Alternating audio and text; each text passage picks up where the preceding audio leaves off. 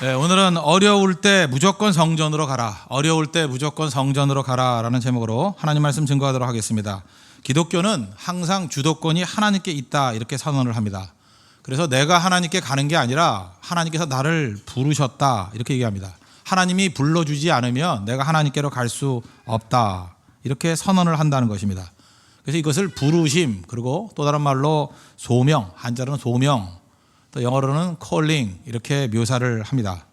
그래서 기독교에서는 잘 사는 방법이 뭐냐, 어떻게 하는 것이 잘 살고 잘 믿는 것이냐, 그러니까 이것저것 열심히 시도하는 게 아니라 하나님이 부르신 것에 대해서 응답하는 것이다 이렇게 말을 합니다. 그래서 오히려 의욕이 넘치거나 너무 열심을 내는 사람들을 향해서 뭐 세상에서는 박수 쳐주잖아요. 저 사람 참 열심히 있다. 근데 오히려 성경은 아닐 때가 있습니다. 하나님보다 앞서간다 이렇게 말을 하면서 제재를 가할 때가 있고, 또 어떤 때는 불순종이다 이렇게까지 말할 때가 있어요. 그래서 우리가 약간 당혹스러울 때가 있습니다. 그럼 뭐냐? 하나님이 부르심이 먼저라는 거예요. 그래서 부르심이라는 것이 굉장히 중요하다는 것입니다. 하나님 어떻게 우리를 불러주십니까? 어떤 때는 이렇게 설교하는 말씀을 통해서, 또 어떤 때는 기도를 통해서, 어떤 때는 이런 환경을 통해서 부르심을 확인하는 것입니다. 확인하고 그 부르심에 대해서 응답하는 것, 이게 바로 신앙 생활이라는 것입니다. 우리 이사야의 부르심을 통해 가지고 부르심이 무엇인지를 한번 살펴보도록 하겠습니다. 첫 번째 살필 것은 뭐냐? 어려움 당했을 때는 무조건 성전으로 가라. 이걸 먼저 살피겠습니다. 오늘 1절 보십시오. 우시야 왕이 죽던 해에 내가 본즉 주께서 높이 들린 보좌에 앉으셨는데 그의 옷자락은 성전에 가득하였고. 시대적인 배경을 뭐라고 설명합니까? 우시야 왕이 죽던 해. 이스라엘과 유다에는 많은 왕들이 있었습니다. 어떤 왕은 좋은 왕이었고, 어떤 왕은 나쁜 왕이었고, 또 어떤 왕은 잘 섬긴, 하나님을 잘 섬긴 왕이었고, 어떤 사람은 하나님을 욕되게 한 왕이었습니다. 그중에 남쪽 유다의 우시야 왕은 대표적으로 잘 섬긴, 하나님을 잘 섬긴 왕이었습니다. 또 통치 기간도 무지하게 깁니다. 52년이나 통치했습니다. 유다의 최고 전성기를 구가했던 그런 왕이었습니다. 그래서 이스라엘이 강국이 되었습니다. 그런데 그 우시야가 죽었습니다. 그러니까 탁월한 왕이 죽고 난 다음에 벌어지는 일들, 상상이 가시죠. 많은 사람들이 불안해했습니다. 우시야 사후에 어떤 일이 벌어질까, 또 다음에는 어떤 사람이 왕이 될 것인가, 이렇게 걱정도 하고, 또 그다음에 이사야는 개인적으로 왕족이었습니다. 그 왕의 우시야의 먼 친척이었습니다. 그러니까 왕족으로서 오는 불안감 또는 뭐 절망감 이런 게 있을 것입니다. 우리도 살다 보면은 이렇게 불안하고 걱정되고 두려움이 있고 이 절망감을 느낄 때가 있습니다. 안 그렇습니까? 우리 인생 살다 보면 어려울 때 없습니까? 막 두렵고요. 막 마음의 중심이 막 흔들려 버리고 어떤 때는 잠이 오지 않는 그런 분들도 있다고 생각합니다. 안절부절하는 상황. 그때 여러분 어떻게 하십니까? 여러분이 정말 두려워하고 불안해하고 안절부절할 때 여러분 어떻게 하십니까? 그때 방법이 중요한 거예요. 그때 어디로 가느냐가 중요한 거죠. 여기 중요한 포인트가 이겁니다. 그렇게 불안할 때 이사야는 성전으로 갔다. 이게 포인트입니다. 인천에 사시는 어떤 원로 목사님 이야기입니다. 그렇게 지금부터 뭐 한 20년 전 얘기니까 이분이 이제 신문을 많이 보시는 분입니다. 신문을 볼 때마다 신문 기사가 되게 그렇지 않습니까? 이게 답답한 기사가 많이 나오고 아픈 내용 많이 나오고 또 절망을 주는 내용이 많습니다. 신문 기사의 내용 가운데 뭐 대다수가 좋은 이야기는 별로 없고 나쁜 이야기가 많이 있을 것입니다. 누가 누굴 죽였다, 뭐 어디서 불이 났다, 뭐 지진 났다, 뭐 총격 사고 있었다, 뭐 주로 이런 것들이 신문 기사에 납니다. 우리 크리스찬들은 그런 신문 기사를 보면서 혹시 옆에 누가 사람이 있다 그러면 뭐라 그래요? 뭐 한탄하거나 걱정하거나 뭐 말세야 뭐 이런 어두운 반응을 보이지 않습니까? 근데 이 원로 목사님은 참 특이했다라는 거예요. 신문을 한참 보다가 눈물이 글썽글썽해서 신문 들고 어딜 가시더라는 거예요. 하도 궁금해서 사람들이 따라가 봤답니다. 몇 번 따라가 보니까 하시는 일이 뭐냐? 신문을 들고 교회 본당으로 가더라는 거예요. 본당에 가가지고 신문을 쫙 펼쳐놓고 그때부터 무릎 꿇고 하나님 앞에 기도를 한다는 거예요. 근데 그 기도 내용이 재밌습니다. 하나님 이게 웬일입니까? 그러면 신문기사 쭉 읽어드리고 뭐 하나님 그 내용을 모르나 그죠? 그 다음에 하나님 어떻게 이런 일이 있을 수가 있습니까? 그러면서 그 해석을 하고 이건 아니잖아요 하면서 이렇게 밑줄 긋고, 그래서 옆에서 보니까 그러더라는 거예요. 저건 기도가 아니라 그죠? 하나님과 담판하는 거다. 그러니까 하나님과 어떻게 보면 의논하는 거다. 뭐 이런 느낌이 들더라는 거예요. 그래서 그분은 신문을 놓고 기도하는 분이었어요. 신문을 들고 하나님 성전으로 달려가는 분이었다고요. 그래서 우리가 기독교에서 뭐라 그럽니까? 성도에게는 문제는 없고 기도 제목만 있다고. 그리고 많은 사람들은요, 크리스찬들은 뭐 잘 믿는다 그러면서 뭐 나쁜 소식 듣고 맨날 한탄만 해요. 계속해서 모여가지고 어떤 나쁜 얘기만 전합니다. 중단하십시오. 우리가 할 일이 뭔지 알아요? 그 내용을 들고 성전으로 가는 거예요. 하나님과 담판하고 하나님 앞에 아뢰를 줄 아는 것, 그게 필요하다는 것입니다. 다시 묻습니다. 여러분 어려움 당할 때 어디로 가십니까? 어려움 당할 때 어디로 가십니까? 어려움 당할 때, 고민이 있을 때 누구에게 가십니까? 하나님께 가야 됩니다. 교회로 가야 됩니다. 성전으로 가야 된다는 거예요. 그러면 승리한다는 거예요. 예수님께서도 구약 성경을 인용하셨죠. 마가복음 11장 17절 보니까 기록된 바 내 집은 만민이 기도하는 집이라 일칭함을 받으리라. 교회가 어떤 모습이 될 때 제일 아름다운 모습이 되느냐? 만민이 기도하는 집. 그러니까 교회의 데코레이션은, 교회의 장식은 기도 소리로 채워야 된다는 것입니다. 우리 교회 여러분 낮에 한번 와보셨습니까? 낮에 오면은 항상 문이 열려 있습니다. 그리고 앞부분에는 이렇게 노란 조명이 켜 있고 누구든지 와서 기도할 수 있는 모습이 보일 수 있는 그런 교회입니다. 저는 좋은 교회가 그러라고 생각합니다. 그냥 거의 그저 시간에 구애받지 않고 항상 기도하는 성도가 있는 것. 와가지고 하나님 앞에 좋은 일이 있거나 나쁜 일이 있거나 교회 와서 하나님께 아뢰 수 있는 사람, 좀 신문 들고 많이 들고 와가지고 이렇게 하나님 앞에 아뢰 수 있는 사람, 그런 사람이 있을 때 가장 능력 있는 교회가 될 수 있다고 생각합니다. 여러분 드라마 보십니까? 드라마 보면요, 드라마의 그 구조상 뭐 아픔과 고난이 있을 거 아니에요. 어떤 사람이 실연을 당했다거나 어떤 사람이 사업에 실패했다거나 어려움을 당했다. 고난 없는 인생이 없으니까 드라마에 반드시 고난이 들어가겠죠. 근데 제가 보니까 거의 그런 것 같아요. 이 어려움 당한 사람들이 가는 곳, 제가 볼 땐 거의 100%였어요. 술집으로 가요. 술집 가고 포장마차에 앉아가지고 천편일률적으로 퍼마시다가 엎혀가는 거. 어쩜 그렇게 작가가 상상력이 그렇게 없는지. 밤낮 똑같아요. 그죠? 고난당하고 어려움 당하면 거의 술집 가가지고 퍼마시다가 엎혀가는 거. 제가 작가들에게 좀 말씀드리고 싶어요. 우리 교회도 그 드라마 작가들 많이 계시지 않습니까? 이거밖에 못합니까? 이거밖에 없어요? 좀 다른 모습은 보여줄 수 없습니까? 그죠? 항상 고민이 있고 고민을 푸는 방식은 술이에요, 술. 옛날에 남자들만 이렇게 풀었는데 요즘에는 이게 하도 드라마에서 많이 그런지 모르지만 다 퍼져가지고 가정주부도 술로 풀고 아가씨들도 술로 풀고. 이게 문화입니까? 이게 우리 문화에, 이게 우리 수준입니까? 아니죠. 우리가 또 새로운 모습을 한번 보여줬으면 좋겠다고 생각을 합니다. 어려움 당하고 문제 있을 때 어디로 가야 돼요? 교회로 와야 돼, 교회로. 그죠? 하나님 앞에 와서 기도하고 그때 문제를 토해놓을 줄 아는 거. 그게 진정한 우리의 문화가 돼야 된다는 것입니다. 한국 사람 그거밖에 안 되냐? 그런 소리 듣고 싶지 않습니다. 이렇게 푸는 방식이 있다. 이렇게 문제를 해결해 나가더라. 그게 중요한 거죠. 아픈 분들 있습니까? 수술 가기 전에 반드시 교회 와서 기도하고 가십시오. 수술 마치고 난 다음에 교회 와가지고 하나님께 감사하기도 하십시오. 이제 나는 덤으로 사는 인생입니다. 하나님께서 마취해서 깨워주셨죠? 이제는 충성 다하겠습니다. 교회로 와야 돼요. 금주에 우리 수학능력 시험이 있지 않습니까? 시험 보기 전에 교회 와서 기도하는 형제 자매들이 있어야 된다고 생각합니다. 시험 다 마치고 난다, 해방이다, 그리고 오시라 찢지 말고 와가지고 하나님 잘 마치게 해주셔서 감사합니다. 기도하는 형제 자매들이 있어야 된다고 생각합니다. 그렇게 오매물망 기다렸던 결혼 앞두고 교회 와서 먼저 기도하십시오. 결정 내리기 전에 기도하십시오. 그죠? 하나님, 내가 이 남자와 이 여자와 평생 같이 살 수 있는 결정을 내려야 됩니다. 하나님 은혜 주십시오. 기도하고 결혼식 마치고 난 다음에 와서도 기도하는 거, 교회 와서 기도하는 모습 반드시 필요하다는 것입니다. 국가적으로 어려울 때가 있습니까? 재난 당했습니까?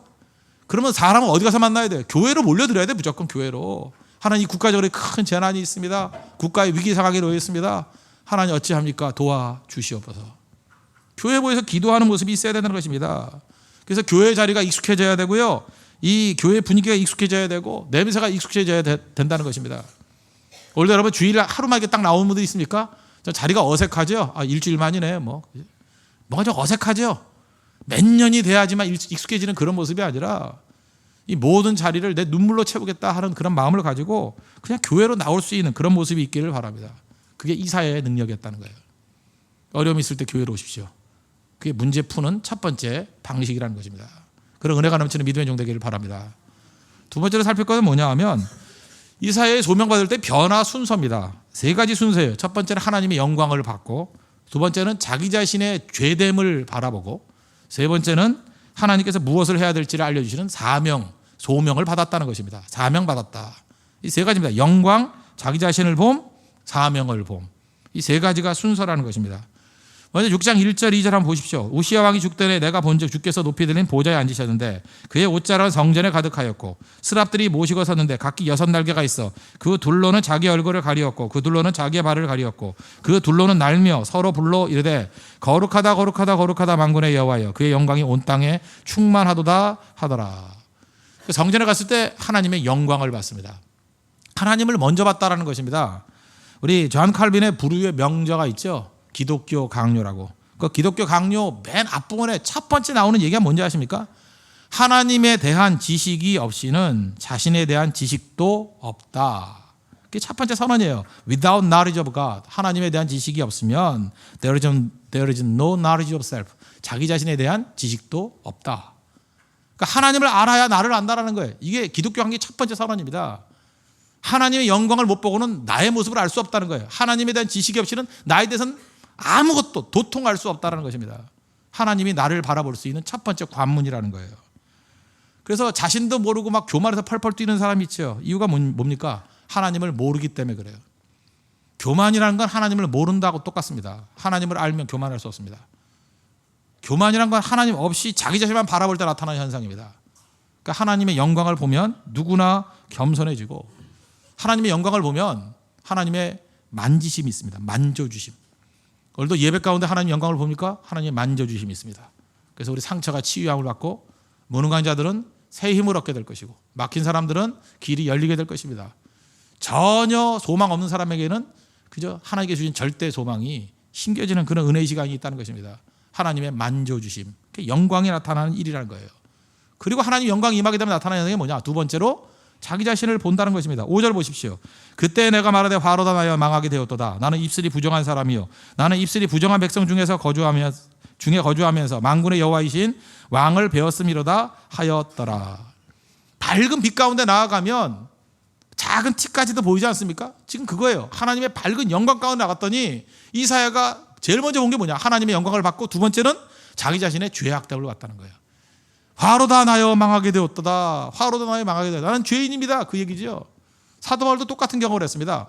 사도 바울이 서신서를 쭉 13번을 썼는데 그중에 초창기 서신서가 에베소서입니다. 에베소서 3장 8절에는 이렇게 자신을 묘사합니다. 모든 성도 중에 지극히 작은 저보다 더 작은 나. 자기가 성도 중에 작답니다.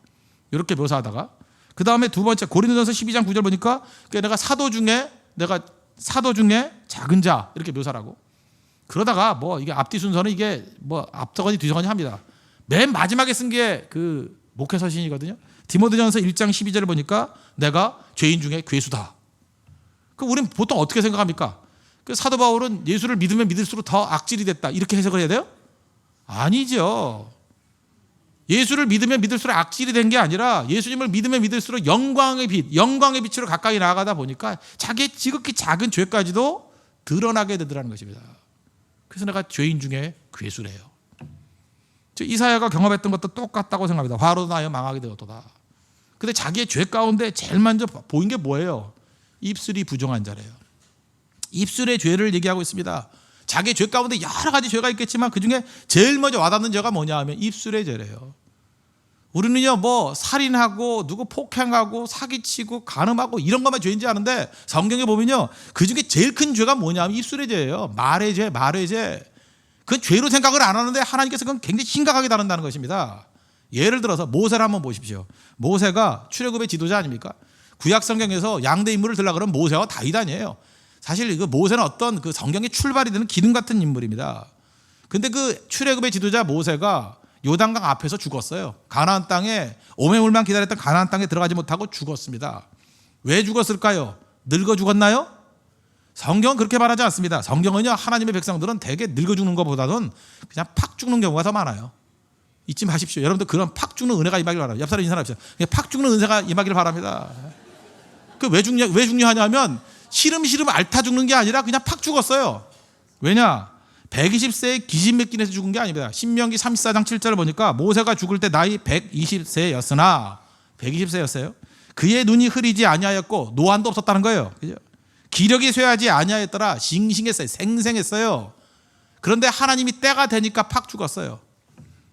그러니까 이 사람은 아파서 죽은 거 아닙니다. 노쇠해서 죽은 거 아니에요. 그죠? 의욕적으로 얼마든지 뛸 수 있었는데 그냥 갑자기 데려간 거예요. 이유가 뭐냐? 죄 때문에 그래요. 불순종의 죄. 민수기 20장에 나와 있습니다. 민수기 20장에 보면은 그 무리바 물 사건인데 물이 없다고 원망해 백성들이. 그러니까 하나님께서 뭐라고 말씀하시냐? 반석에게 명령하여 물을 내라. 반석에게 명령하여 물을 내라. 분명히 명령하여 물을 내라. 이렇게 얘기했습니다.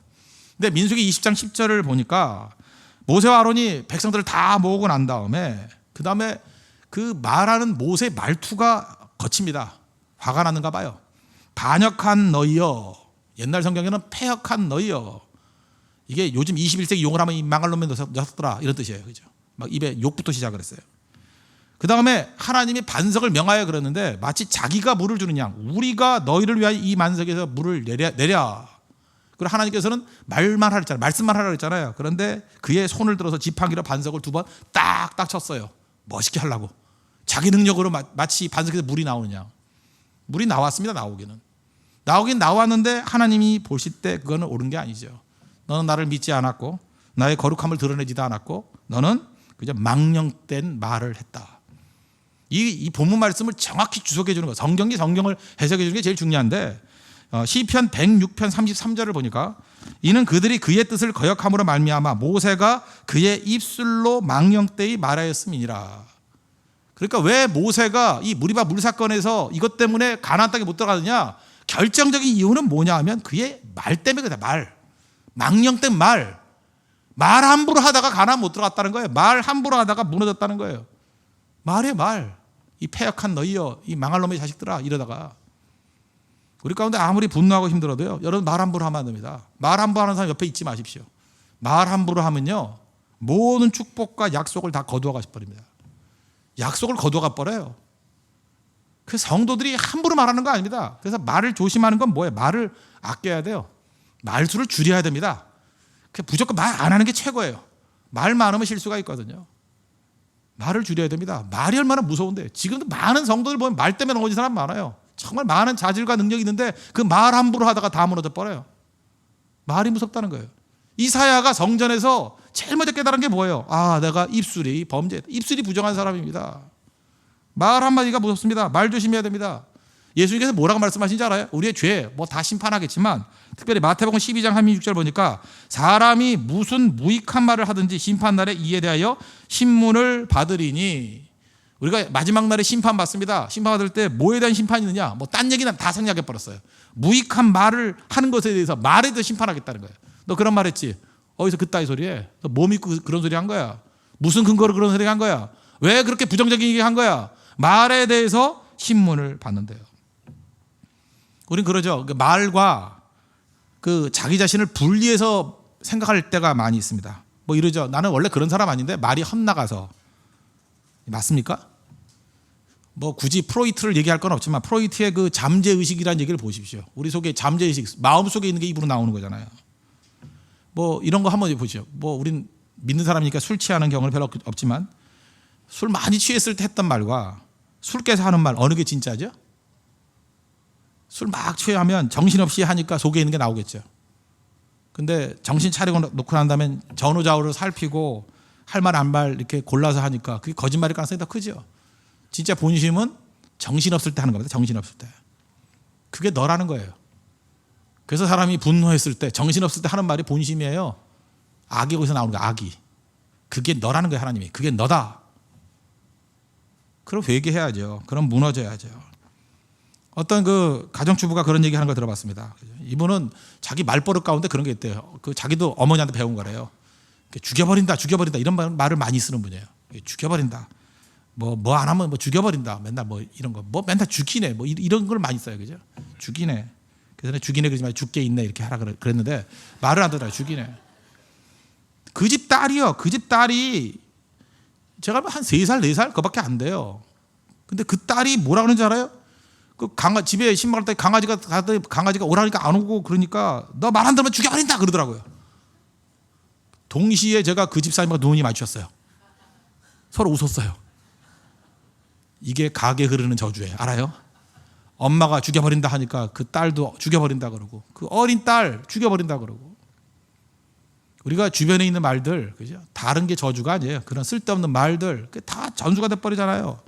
아이들 앞에서 함부로 하는 얘기들, 그 아이들께 독을 심는 겁니다. 걔네들도 부정적인 얘기 만들어버려요. 말로 망하게 만들어버린다고. 얼마나 말이 중요한지 아십니까? 말 조심할 줄 알아야 된다는 거예요. 입술이 부정한 사람입니다. 그럴 때 천사가 와가지고 6절 보십시오. 그때 그 스랍 중에 하나가 부젓가락으로 제단에서 집은 바 핀숯을 손에 가지고 내게로 날아와서 그것을 내 입술에 대며 이르되 보라 이것이 내 입에 닿았으니 내 악이 죄하여 졌고 내 죄가 사하여 졌느니라. 주님께서 입술을 이렇게 찢어주셨습니다. 이게 제단 핀숯이에요. 제단이라는 게 뭡니까? 죽음이죠. 죽음. 지금 제단에 있는 핀숯으로 입술을 찢었다. 그 얘기 무슨 얘기예요? 입술의 죽음. 죽어야 된다는 거예요. 내가 죽어야 된다는 거예요. 특별히 입술이 죽어야 된다는 것입니다. 입술의 죄가 크다는 거예요. 입술을 죽이고 살아야 됩니다. 입을 죽이고 살아야 돼. 입이 살면 다 죽는 거예요. 여러분 5명, 6명이 모였습니다. 분명히 거기서 어떤 쓰레기 같은 얘기 하는 사람이 있습니다. 그럴 때 한 사람이라도 나서가지고 divine no 해야 돼요. 거룩한 no를 해야 돼요. 옳지 않습니다. 그런 말 듣고 싶지 않습니다. 그건 성도로서 마땅치 않은 말입니다. 한 사람만 저항해도 절대로 그 말 계속 나가지 못합니다. 다 무기라고 가만히 있으니까 듣는 거예요. 다 공범입니다. 공범. 듣는 것도 공범이에요. 말하는 사람만 죄인이 아니라 듣는 것도 공범이라고요. 어린애도 괜찮습니다. 대학교 1학년도 괜찮습니다. divine no 하십시오. 유치원생도 괜찮습니다. 이게 뭐 하는 꼴입니까? 하고 말하십시오. 부끄럽게 만들어야 돼요. 그러지 않으면 악이 퍼져나가게 된다는 것입니다. 죽어야 돼요. 내가 죽어야 되고 특별히 입술이 죽어야 되고 언어가 죽어야 되고 자아가 죽어야 됩니다. 사도행전 2장에 보면 초대교회에 오순절에 성령이 임하셨습니다. 성령이 임했더니 나타난 현상이 방언이라고 그러죠. 이 방언이 뭐 이렇게 외국어를 한다 그런 것도 있겠지만 제일 중요한 게 뭡니까? 언어가 바뀌었다는 거예요. 성령이 임하면 예수님을 믿게 되면 나타나는 현상이 뭐냐? 언어가 바뀌게 되는 거예요. 언어가 그죠? 기도하는 언어로, 살리는 언어로, 복음을 증거하는 언어로, 은혜가 되는 언어로 언어가 바뀐다는 것입니다. 언어가 바뀌지 않은 사람, 그 성령의 역사가 있는 사람이 아닙니다. 여러분 성령으로 말미암아 언어가 바뀌는 충만한 은총이 임하기를 바랍니다. 그래서 용어 중에 특별히 제발 믿는 사람이 일요일 하지 마십시오. 주일입니다. 주일. The Lord's Day. 주님의 날이에요. 주님의 날. 예수님의 날이라고요. 여사로게 일요일이 아니라 주일입니다. 심지어 장로님이 무슨 뭐 일요일 그래가지고 그러면 안 되겠죠. 옆 동네 교회 장로예요. 그 다음에 살필 것은 뭐냐 하면 이렇게 자아가 죽은 자들에게 비로소 영광님하고 자기 자신을 보고 자아가 죽고 그 다음에 나타난 게 뭐예요? 사명을 주신다는 거예요. 사명을. 8절 보십시오. 내가 또 주의 목소리를 들으니 주께서 이르시되 내가 누구를 보내면 누가 우리를 위하여 갈고 하시니 그때 내가 이르되 내가 여기 있나이다 나를 보내소서 하였더니 입술이 부정하면 쓸모없습니다. 그러나 입술이 깨끗해지니까 하나님이 쓰시잖아요. 내 입술은 내 말, 내 뜻을 증거하는 게 아니라 주의 뜻을 전하는 입술이 돼야 된다는 것입니다. 그죠? 내가 죽어야 주님의 입이 될 수 있다는 거예요. 입술이 더러우면 하나님이 사용하지 않습니다. 여러분 잊지 마세요. 입술이 더러운 사람은 그건 사용 못해요. 안 쓴다니까 하나님이. 그건 버림받습니다. 입술 더러우면.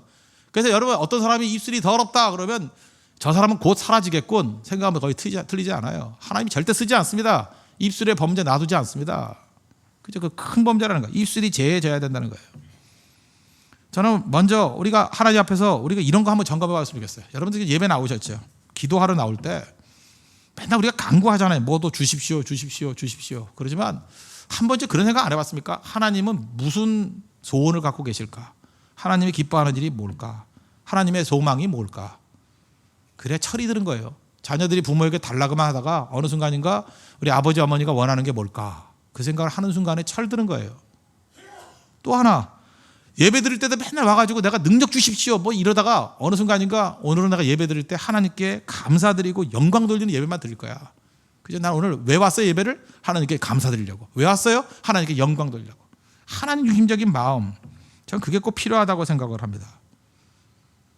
입술이 정해지고 난 다음에 어찌 보면 이사야가 본 게 뭐예요? 하나님의 마음이죠. 하나님 마음을 드러내신 거죠. 하나님 원하시는 게 뭐였어요?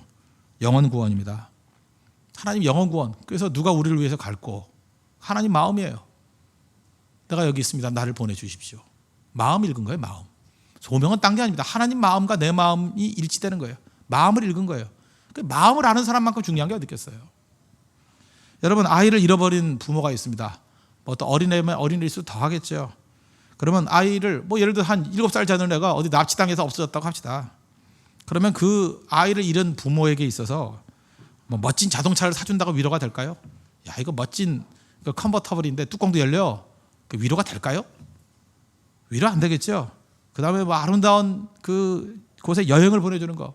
여행 갈 마음이 있겠습니까? 아무리 맛있는 음식을 사준다 할지라도 그게 맛이 들어오겠냐고요. 아니죠. 그 아이를 잃어버린 부모의 마음 가운데는 아이를 찾기까지 평안이 없어요. 우리 아이를 찾아주세요. 아이를 찾아야 해요. 찾는 일에 좀 도움을 주세요. 같이 찾아요. 그게 부모 마음 아니겠어요? 하나님 마음이 그렇다는 것입니다. 잃어버린 양들 찾자고. 하나님 마음이에요. 예수님께서 이 땅에 계시다가 마지막 이제 승천하시기 전에 주셨던 명령이 있죠. 그래서 그걸 지상명령 그럽니다. The Great Commission 또는 마지막 명령이에요. 마태복음 28장 19절 20절인데 그러므로 너희는 가서 모든 민족을 제자로 삼아 아버지와 아들과 성령의 이름으로 세례를 베풀고 내가 너희에게 분부한 모든 것을 가르쳐 지키게 하라. 볼지어다 내가 세상 끝날까지 너희와 항상 함께 있으리라. 예수님의 마지막 명령이 뭐예요? 전도하래요. 전도하래요. 너희에게 분부한 모든 것을 가르쳐 지키게 하래. 복음 증거하래. 복음 증거. 온 천하 만국에 돌아다니며 복음 증거하래요. 청개구리도 엄마의 마지막 말은 듣잖아요. 몰라요 그 얘기? 청개구리도 엄마가 마지막 하는 얘기 듣잖아요. 물론 거꾸로 둬서 문제지. 그 청개구리도 듣잖아요. 청개구리도. 그 예수님 마지막 명령 그거 안 들어요? 우리 청개구리만도 못한 거죠. 예수님께서 많은 영혼들을 구원하기 위해서 제자들을 키우셨습니다. 제자들에게 명령 남기고 하늘나라를 가셨어요. 아마 이런 생각을 한번 해보지 않았습니까? 다행히도 제자들이 그 말씀 듣고 기도하다가 오순절에 성령 받고 복음 증거했습니다. 그래서 지금 교회가 세워지고 그렇게 많은 영혼들이 죽게 나오지 않습니까? 근데 만약 제자들이 예수님의 명령을 듣고 그걸 만약에 무시했다 그러면, 예수님의 명령을 무시해버리고 순종 안 했다 그러면 어떤 일이 벌어졌을까? 예수님의 제1안, 제자들에게 명령을 위임한다. 제2안. 근데 아무리 성경을 찾아봐도 제2안이 없어요. 이게 참 중요한 겁니다. 예수님께서는요, 제자들에게 복음을 위임하고 난 다음에 2안이 없어요. 우리에게 복음을 위임했습니다. 1안이에요. 근데 우리가 순종 안 하면 2안이 없어요. 전 이게 참 충격적이었어요. 2안이 없다라는 거. 어찌 보면요, 여러분 가족들 여러분이 전도 안 하면 다 지옥 갑니다. 물론 뭐 친척해가지고 올 수도 있지만 그 2안이 있을 수도 있고 없을 수도 있는데 그 2안 아니에요. 그건 맡겨준 사명이지 1차적으로 내게 맡겨준 거거든요. 내가 전도 안 하면 우리 회사에 있는 사람 다 지옥 보냅니다. 2안이 없어요. 거의 없다고요. 나한테만 맡겨준 영혼이 있어요. 내가 침묵하면 그 사람 죽어요. 예수님은 2안이 없어요.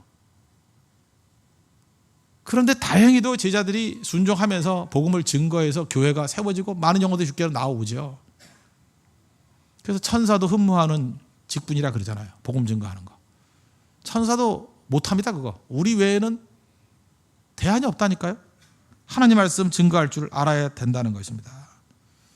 사도행전 1장 8절을 보니까 오직 성령이 너에게 임하시면 너희가 권능을 받고 뭐 쭉 땅끝까지 이르러 내 증인이 되리라 이렇게 말씀 나오죠. 우리는 밤낮 모여가지고 금요 철야 기도 때 뭐 기도하자 그러면 밤낮 성령을 달라고 기도합니다. 성령을 부어 주십시오. 뭐 얼마나 부어주길 원하는지. 근데 나 한번 묻고 싶어요. 성령을 왜 달라 그래요? 성령 받아 뭐 하려고? 뭐 팔아먹으려고요? 성령 받아 뭐 하려고 그래요? 난 이해가 안 되는 사람 되게 많아요. 여기 보세요. 오직 성령이 너에게 임하시면 권능을 받고 파워를 가지고 그 다음 마지막 결론이 뭐예요? 증인되래요. 왜 성령을 주셨어요? 증인되라고. 근데 증인 안 하면서 왜 자꾸 성령을 달래? 성질나게. 그죠? 증인도 안 하면서 왜 성령은 달래요? 그냥 악령으로 충만하게 살라고. 증인도 안 하면서. 성령 달라는 이유가 뭐예요? 성령을 부어달라는 이유가 뭐예요? 성령 충만하라는 이유가 뭐예요? 증인 되리라. 증인 되라고. 하셔야 될 거 아니에요.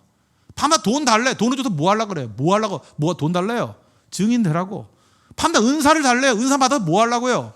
증인 되라고. 하나님은 신실하게 주셨잖아요. 근데 왜 여러분들은 사기쳐요? 왜 증인 안 해요?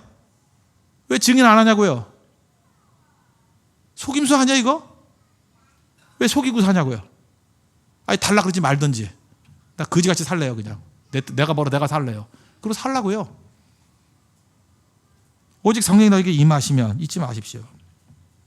우리나라 최초의 선교사 토마스 선교사라 그러지 않습니까? 대동강변에서 순교됐고 그러다가 1880년대에 와가지고 고종이 병이 많아요. 고혈압부터 시작해서 병이 되게 많아요. 병이 많다 보니까 우리 국내 의료진을 갖고는 해결이 안 되니까 이렇게 선교사들을 이제 받아들이기 시작했는데 사실은 엄밀히 말해서 선교사가 아니라 의사죠. 의사들을 받아들이기 시작했어요. 그래서 당시에 조선은 이렇게 쇄국 정책 아닙니까? 문이 닫혀 있어요. 선교 문이 닫혀 있었어요. 못 들어갔어요 아무도. 그런데 조선에 들어갈 수 있는 유일한 사람이 의사였어요. 의사. 그게 소문이 났다고요. 영국, 미국에 소문이 났어요. 조선에 선교하려고 그러면 의사는 들어갈 수 있다. 그래서 의사 가운데 조선에 가자 이런 운동이 벌어졌다고요. 딴 사람은 가면 다 죽는데 의사만 살아남는다. 의사가 가자.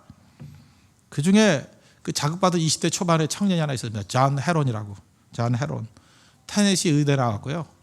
그 다음에 나중에 뉴욕대 가가지고 의대 또 공부했습니다. 지금도 의사들이 잘 사는 직종이지만 미국이 우리보다 의사 되기 더 힘든 거 아시죠? 내가 미국 의대 보니까 한국보다 몇 배 힘든 것 같아. 훨씬 힘들어요. 의대 들어가려니까 인터뷰만 16시간 해요. 개인적 인터뷰만. 쉽지 않습니다. 그 미국도 의대가 어려워요. 그냥 그대로 살면 잘 먹고 잘 누리고 살 수 있는 사람이었습니다. 근데 존 헤론이라는 사람이 이 20대 젊은이가 이걸 들었어요. 그냥 don't care 그러고 나 신경 쓰지 마. 내 인생 내가 살 거야. 그러면 되는데 자꾸 마음에 이게 부담이 오는 거예요. 조선은 은자의 나라거든요. 지금 여러분 은자의 나라 잘 못 가는 나라 그러면 부탄이라는 나라 아세요? 부탄 정도 이미지예요. 나라 이름은 어디서 들어본 것 같은데 어디 붙어 있는지도 모르겠고, 그죠? 부탄 가스 말고 네팔 옆에 있어요. 부탄이라고. 부탄. 그 정도 이미지였어요. 그 정도. 그러다 양심에 너무 괴로움이 있어서 왔습니다. 한국에 왔더니 한국에 전염병이 많이 돌잖아요. 장티푸스 이런 거 도는데 정말 예수님의 마음으로 성실하게 돕다가 원래 그런 거 있잖아요. 이번에도 우리 인도 선교 갔다 같이 병 걸렸잖아요. 돕다가 자기도 장티푸스에 걸렸어요. 그래서 죽었어요. 언제 죽었느냐? 제가 이 사람의 죽음 날짜를 잊지 않습니다. 왜냐? 제 생일하고 똑같으니까. 1890년 7월 26일 날 죽었어요. 1890년 123년 전입니다. 그 사람을 한강변에 묻었어요. 존 헤론. 그 다음에 선교사들이 죽으면 그 옆에 묻기 시작했어요. 그게 바로 양화진이에요. 양화진에 있는 1호 무덤이 존 헤론이에요. 의사 무덤이에요. 의사 무덤. 그래서 거기에 보면 많은 선교사들의 무덤이 있잖아요. 양화진 한번 가보시죠. 걸어서 10분이면 가요. 여기서. 양화진에 가면은 저는 그 인상적이었던 게 그 아기 무덤이에요. 아기. 태어난 지 1년 안 된 아기들. 아기들 무덤이 수십 구가 있어요. 이렇게 쭉. 그래 조선에 와가지고 풍토병에 애들이 죽은 거죠. 여기 지금 우린 30대 부모들이 많으니까 아이 사랑하죠? 아니 아이를 사랑하지 않는 부모가 어디 있겠습니까? 그냥 얼마나 사랑하는지 제가 옆에 보기도 참 보기 좋아요. 애기를 너무 좋아하고 너무 사랑하고 저 친구들이 저런 절대적인 아가페의 사랑이 있었나 막 나도 깜짝깜짝 놀라고 저 이기적인 인간이 애 낳더니만 사람 변했어 이런 사람 되게 많아요. 자기 애기에 대해서 그냥 혼신의 힘을 다해서 사랑해요. 그럼 그 선교사들은 안 그랬을까요? 아기들에 대한 사랑이 자기 생명이에요. 생명. 아기 죽은 건 내가 죽은 거예요. 그러면서 이 땅에 복음을 증거했습니다. 우리 민족 복음에 빚진 나라입니다. 선교사들에게 빚진 게 많습니다. 함부로 떠들지 마십시오. 우리 겸손해야 돼요. 그 희생 가운데 우리나라가 섰고 그 희생 가운데 교회가 선 것입니다. 그들이 가게 됐던 이유가 뭐예요? 성령 받은 거예요. 증인되라 그러니까 안락함 다 때려치고 가게 된 거예요. 심지어 위험한 곳, 아이들이 죽는 곳, 아내가 죽는 곳 갔다고요. 그게 선교입니다. 그게 소명이고 콜링 만만하게 생각하지 마십시오. 죽어도 가는 곳이 콜링이에요. 죽어도 가는 곳. 하나님께서 선교할 때 그 이후에 작은 시장같이 보이지만 축복과 은혜를 한량없이 부어주십니다. 저는 그래도 우리 한국교회가 참 부흥할 때를 겪어왔던 사람 아닙니까? 1984년도 참 역사적인 해입니다. 우리나라에서 무슨 일이 있었냐? 세계 기도 성회 이런 게 벌어졌어요. 선교사들 와가지고 이렇게 기도하고 막 그런 일이 있었어요. 그럴 때 우리 또 한국 목사님들은 또 뭔지도 모르고 막 함부로 기도하는 분들 있잖아요. 그죠? 나와가지고 이분들이 갑자기 뜨거워져서 하나님 우리나라가 선교하는 나라가 되기를 원합니다. 거기서 그쳐야 되는데 그 다음 분이 나와가지고 전 세계를 품는 나라가 되기를 원합니다. 또 그 다음은 나와서 성교 1등하는 나라가 되기를 원합니다. 그 다음 분이 나와서 수만 명이 가기를 원합니다. 그때 우리나라 선교사 400명이었어요.